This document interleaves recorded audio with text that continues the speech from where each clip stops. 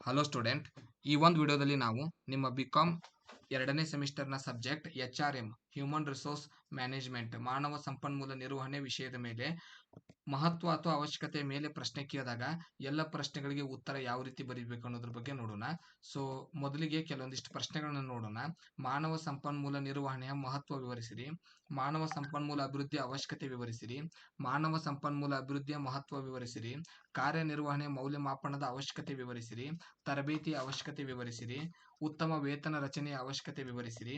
ವೃತ್ತಿ ಮೌಲ್ಯಮಾಪನದ ಮಹತ್ವ ವಿವರಿಸಿರಿ. ಸೊ ಇವಿಷ್ಟು 7 ಪ್ರಶ್ನೆಗಳ ಮೇಲೆ ಯಾವುದೇ ಪ್ರಶ್ನೆ ಬಂದಾಗ ಮಹತ್ವ ಅಥವಾ ಅವಶ್ಯಕತೆ ಬಂದಾಗ ಯಾವ ಪಾಯಿಂಟ್ಗಳನ್ನ ನೀವು ನೆನ್ಪಿಟ್ಕೋಬೇಕು ಅನ್ನೋದ್ರ ಬಗ್ಗೆ ನೋಡೋಣ.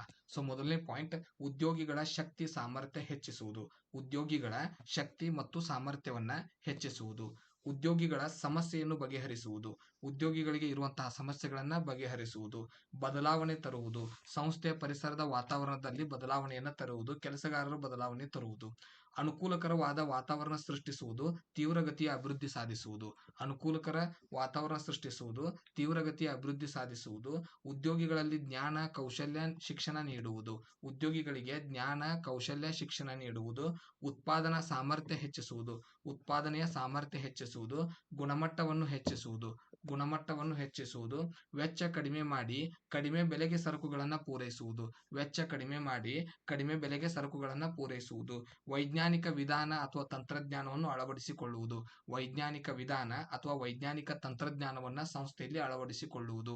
ಕೆಲಸದ ಮೇಲ್ವಿಚಾರಣೆ ಮಾಡುವುದು. ಕೆಲಸ ನಿರ್ವಹಿಸುತ್ತಿರುವವರ ಮೇಲೆ ನಿಗಾ ವಹಿಸುವುದು ಅಥವಾ ಕೆಲಸದ ಮೇಲ್ವಿಚಾರಣೆಯನ್ನ ಮಾಡುವುದು. ಯೋಗ್ಯತೆಯ ಆಧಾರದ ಮೇಲೆ ಅವರಿಗೆ ಬಡ್ತಿ ಅಥವಾ ಅವರ ಮೇಲೆ ಕ್ರಮ ಕೈಗೊಳ್ಳುವುದು.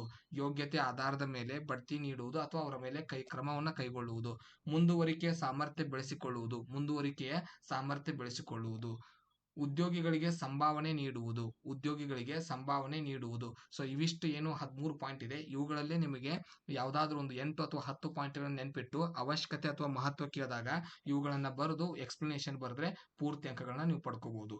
ಮುಂದಿನ ಟಾಪಿಕ್ನಲ್ಲಿ ಮುಂದಿನ ವಿಡಿಯೋದೊಂದಿಗೆ ಸಿಗೋಣ. ಧನ್ಯವಾದಗಳು.